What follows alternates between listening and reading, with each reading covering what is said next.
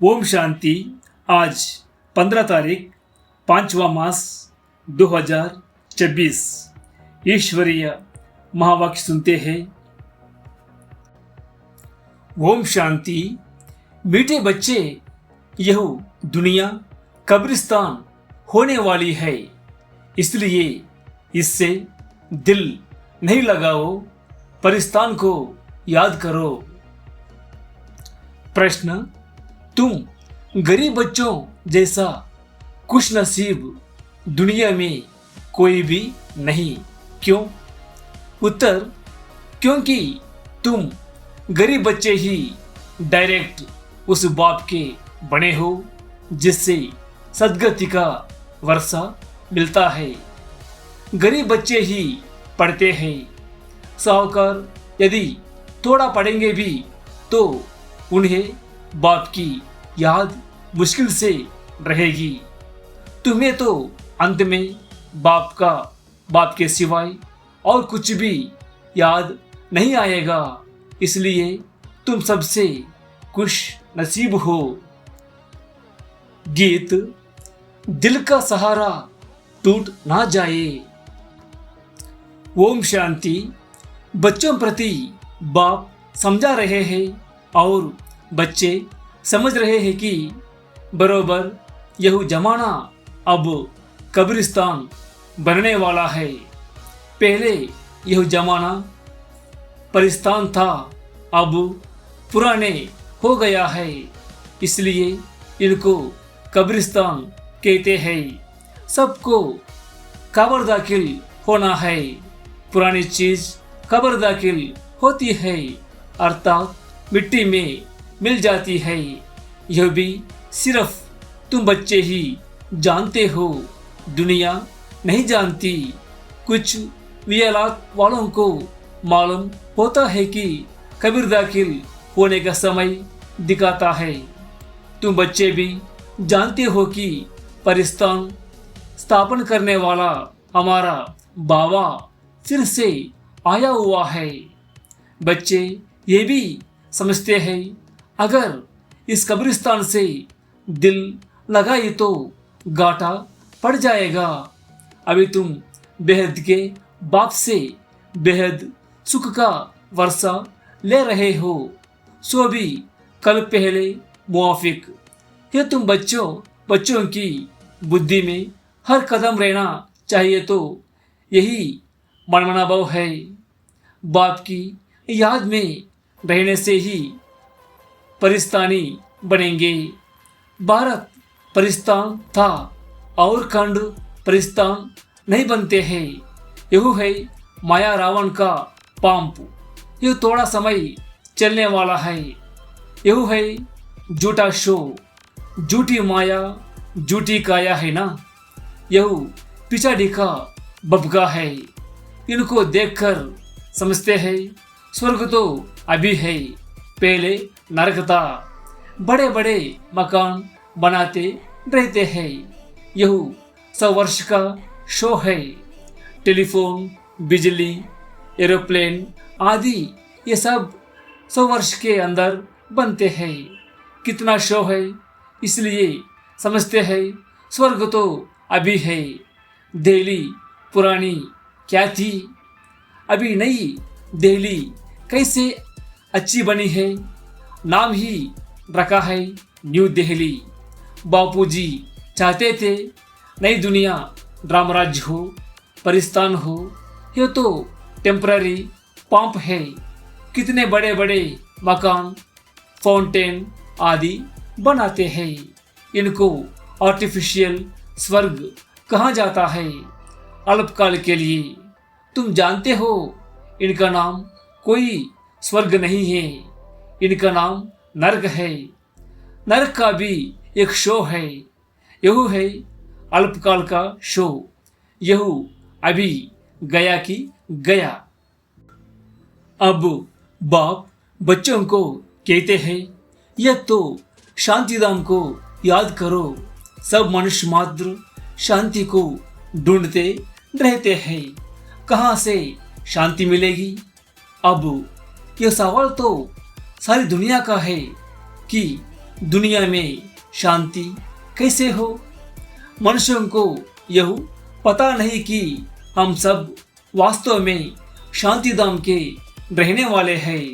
हम आत्मा ये शांतिधाम में शांत रहती है, फिर यहाँ आती है पार्ट बजाने। सो भी तुम बच्चों को मालूम है, अभी तुम पुरुषार्थ कर रहे हो सुखधाम जाने वया शांतिधाम। हर एक की बुद्धि में है हम आत्मा ये अभी जाएंगे अपने घर शांतिधाम।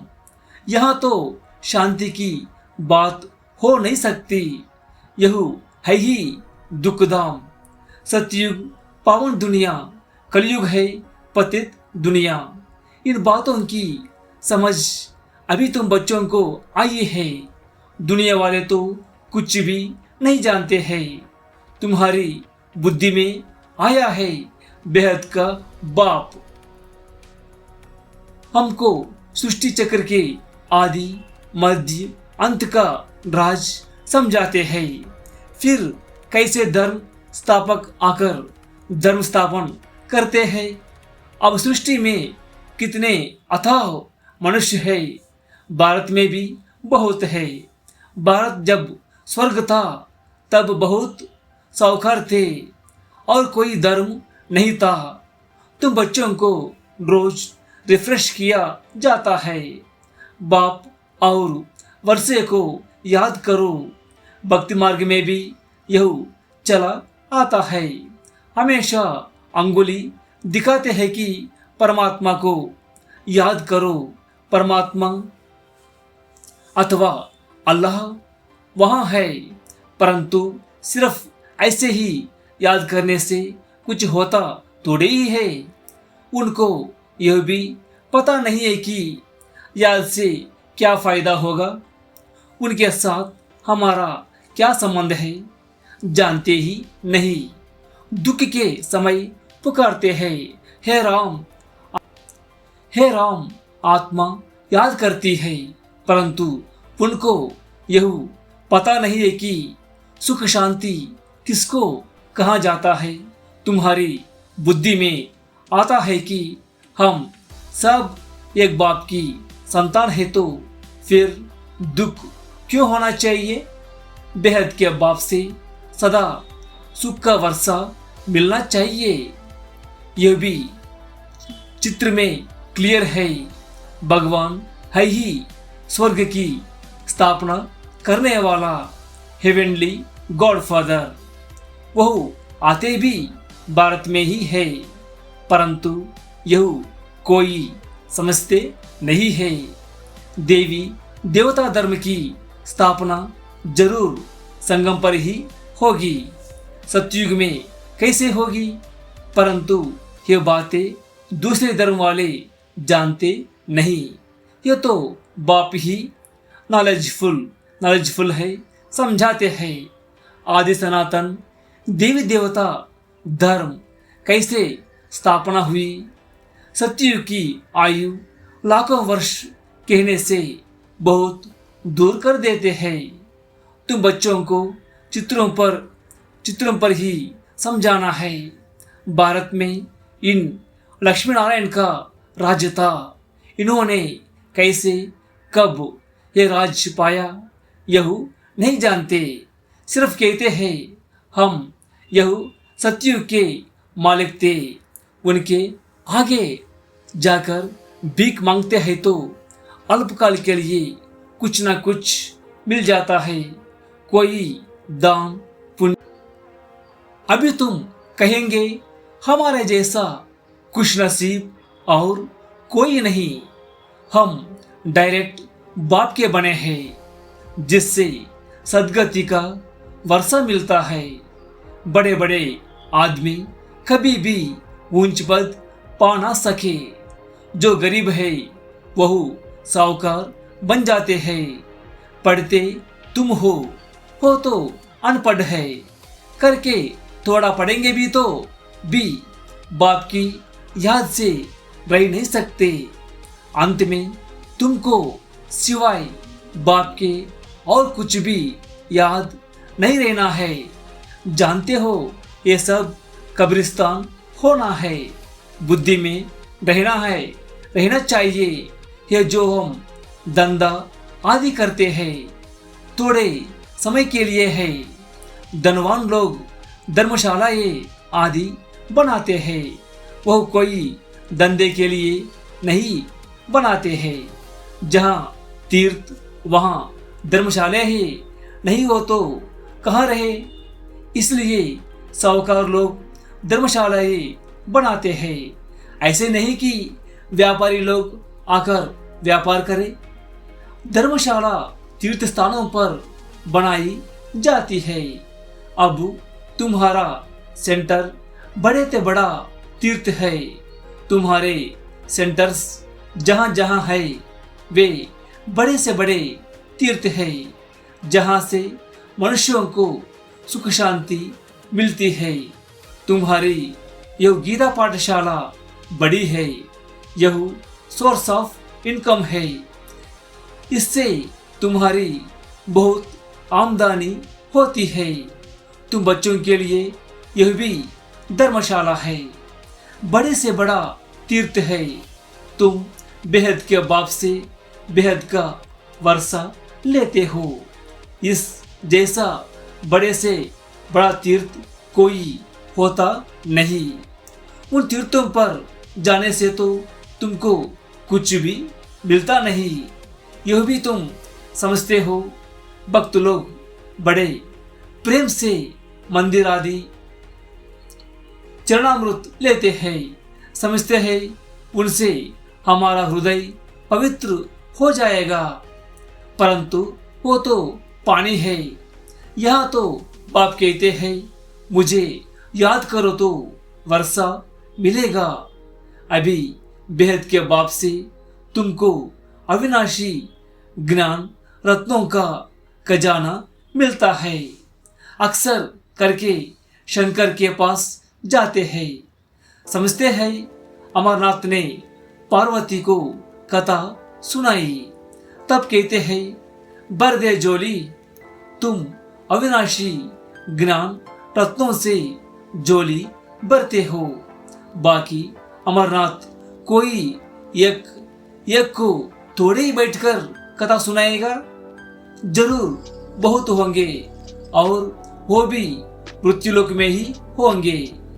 सूक्ष्म वतन में तो कथा सुनाने की दरकार ही नहीं। अनेक तीर्थ बनाए हैं, साधु संत महात्मा आदि डेर जाते हैं।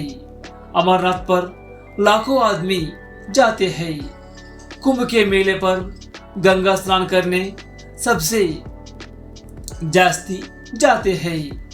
समझते हैं हम पावन बनेंगे। वास्तव में कुंभ का मेला यही है। वो मेला तो जन्म जन्मांतर करते आए, परंतु बाप कहते हैं इससे वापिस अपने घर कोई भी जा नहीं सकते। क्योंकि जब आत्मा पवित्र बने तब जा सके, परंतु अपवित्र होने के कारण सबके पंख टूटे हुए हैं। आत्मा को पंख मिले हैं। योग में रहने से आत्मा सबसे तीखी उड़ती है। कोई का हिसाब किताब लंदन में है, अमेरिका में होगा तो जट उड़ेंगे, वहाँ सेकंड में पहुँच जाते हैं। लेकिन मुक्तिदा में तो जब कर्मातीत हो तब जा सके, तब तक यहाँ ही जन्म मरण में आते हैं।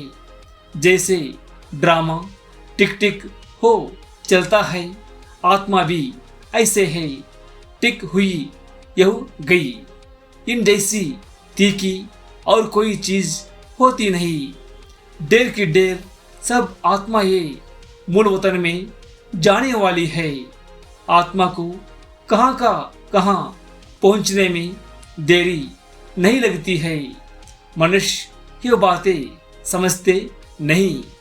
तुम बच्चों की बुद्धि में आता है कि नई दुनिया में जरूर थोड़ी आत्माएं होंगी और वहाँ बहुत सुखी होंगी। वही आत्माएं अब 84 जन्म भोग बहुत दुखी हुई है। तुमको सारे चक्कर का मालूम पड़ा है। तुम्हारी बुद्धि चलती है और कोई मनुष्य मात्र की बुद्धि नहीं चलती। प्रजापिता ब्रह्मा भी गाया हुआ है। कल पहले भी तुम ऐसे ही ब्रह्मा कुमार कुमारी बने थे। तुम जानते हो कि हम प्रजापिता ब्रह्मा के बच्चे हैं। हमारे द्वारा बाबा स्वर्ग की स्थापना करा रहे हैं। जब नंबरवार पुरुषार्थ अनुसार लायक बन जाएंगे तो फिर पुरानी दुनिया का विनाश होगा। त्रिमूर्ति भी यहाँ ही गाया हुआ है। त्रिमूर्ति का चित्र भी रखते हैं। उसमें शिव को दिखाते नहीं। कहाँ भी जाता है ब्रह्मा द्वारा स्थापना कौन कराते हैं? शिव बाबा। विष्णु द्वारा पालना। तुम ब्राह्मण अभी लायक बन रहे हो देवता बनने के लिए। अभी तुम वो पाठ बजा रहे हो। कल्प के बाद फिर बजाएंगे। तुम पवित्र बनते हो। कहते हो बाबा का फरमान है काम रूपी शत्रु को जीतो। मामेकम याद करो बहुत सहज है। भक्ति मार्ग में तुम बच्चों ने बहुत दुख देखे हैं। करके थोड़ा सुख है तो भी अल्पकाल के लिए। भक्ति में साक्षात्कार होता है सो भी अल्पकाल के लिए। तुम्हारी आशा पूरी होती है। यह साक्षात्कार होता है वह भी मैं कराता हूँ। ड्रामा में नूंद है जो पास्ट हुआ second by second drama shoot किया हुआ है। ऐसे नहीं कहते हैं अब शूट हुआ नहीं। यह तो अनादि बना बनाया ड्रामा है। जितने भी एक्टर्स हैं सबका पार्ट अविनाशी है। मोक्ष को कोई नहीं पाते हैं। सन्यासी लोग कहते हैं हम लीन हो जाते हैं। बाप समझाते हैं तुम अविनाशी आत्मा हो। आत्मा बिंदी है। इतनी छोटी सी बिंदी में 84 जन्मों का पार्ट नूंदा हुआ है। यह चक्र चलता ही रहता है। जो पहले पहले पार्ट बजाने आते हैं वही 84 जन्म लेते हैं। सब तो ले ना सके। तुम्हारे सिवाय और कोई की बुद्धि में ये नॉलेज नहीं है। ज्ञान का सागर एक ही बाप है। तुम जानते हो हम बाप से वर्षा ले रहे हैं। बाप हमको पतित से पावन बनाते हैं। सुख और शांति का वर्षा देते हैं। सतयुग में दुख का नाम निशान नहीं होता। बाप कहते हैं आयुष्मान भव धनवान भव। निवृत्ति मार्ग वाले ऐसी आशीर्वाद दे ना सके। तुम बच्चों को बाप से वर्षा मिल रहा है। सतयुग त्रेता है सुखधाम। फिर दुख कैसे होता है यह भी कोई नहीं जानते। देवताएं वाम मार्ग में कैसे जाते हैं वह निशानियां है। जगन्नाथपुरी में देवताओं के चित्र ताज आदि पहने हुए दिखाते हैं। फिर गंदे चित्र भी बनाए हैं। इसलिए उनकी मूर्ति भी काली रखी है। जिससे सिद्ध होता है देवताएं वाम मार्ग में जाते हैं तो अंत में बिल्कुल काले बन पड़ते हैं। अभी तुम जानते हो भारत कितना सुंदर था। फिर तमो प्रधान बनना ही है ड्रामा प्लान अनुसार। अभी संगम पर तुमको यह नॉलेज है। बाप है नॉलेजफुल। तुम्हारा एक ही बाप टीचर गुरु तीनों है, यह सदैव बुद्धि में रहे। शिव बाबा हमको पढ़ाते हैं, यह बेहद की पढ़ाई है जिससे तुम नॉलेजफुल बन गए हो, तुम सब कुछ जानते हो। वो कहते हैं सर्वव्यापी है, तुम कहते हो वह पतित पावन है। कितना रात दिन का फर्क है। अभी तुम मास्टर नॉलेजफुल बने हो। नंबर 1 जो बाप के पास है वो तुमको सिखाते हैं, तुम भी सबको यह बताते हो। बाप को याद करो तो 21 जन्मों के लिए वर्षा मिलेगा। अच्छा मीठे मीठे सिकिलदे बच्चों प्रति माता पिता बाप दादा का याद प्यार और गुड मॉर्निंग। रूहानी बाप की रूहानी बच्चों को नमस्ते। हम सभी रूहानी बच्चों की रूहानी माता पिता बाप दादा को याद प्यार और नमस्ते। शुक्रिया बाप दादा, शुक्रिया। धारणा के लिए मुख्य सार। पहली, स्वयं रिफ्रेश रहकर औरों को रिफ्रेश करने के लिए बाप और वर्षे की याद में रहना है और सबको याद दिलाना है। दूसरी, इस पुरानी दुनिया से, इस कब्रिस्तान से दिल नहीं लगानी है। शांतिधाम सुखधाम को याद करना है। स्वयं को देवता बनने के लायक बनाना है। वरदान, ईश्वरीय अथॉरिटी द्वारा संकल्प व बुद्धि को ऑर्डर प्रमाण चलाने वाले मास्टर सर्वशक्तिवान भव। जैसे स्थूल हाथ पांव को बिल्कुल सहज रीति जहां चाहो वहां चलाते हो व कर्म में लगाते हो, वैसे संकल्प व बुद्धि को जहां लगाने चाहो वहां लगा सको। इसे ही कहते हैं ईश्वरीय अथॉरिटी। जैसे वाणी में आना सहज है, वैसे वाणी से परे जाना भी इतना ही सहज हो। इसी अभ्यास से साक्षात्कार मूर्त बनेंगे। तो अब इस अभ्यास को सहज और निरंतर बनाओ, तब कहेंगे मास्टर सर्वशक्तिवान। स्लोगन, स्वास्थिति शक्तिशाली हो तो परिस्थिति उसके आगे कुछ भी नहीं है। अव्यक्त इशारे, सदा अचल अडोल एक रस स्थिति का अनुभव करो। आपके एक रस अचल स्थिति का ही यह अचल घर यादगार है। जैसे बाप दादा एक रस रहते हैं, वैसे बच्चों को भी एक रस रहना है। जब एक के ही रस में रहेंगे तो एक रस अवस्था में रहेंगे। क्यों शब्द की निशानी क्वेश्चन मार्क सभी से टेढ़ा होता है।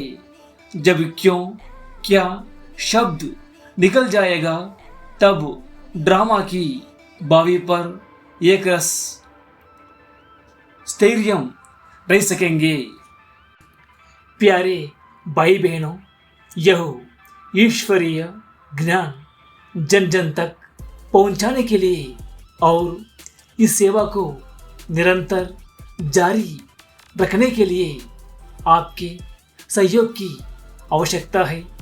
यदि आप इस ज्ञान गंगा को दूसरों तक पहुंचाने में भागीदार बनना चाहते हैं तो कृपया नीचे दिए गए QR कोड को स्कैन करके या फ़ोन पे के माध्यम से अपना बहुमूल्य योगदान दे सकते हैं। सहयोग के लिए धन्यवाद। ओम शांति।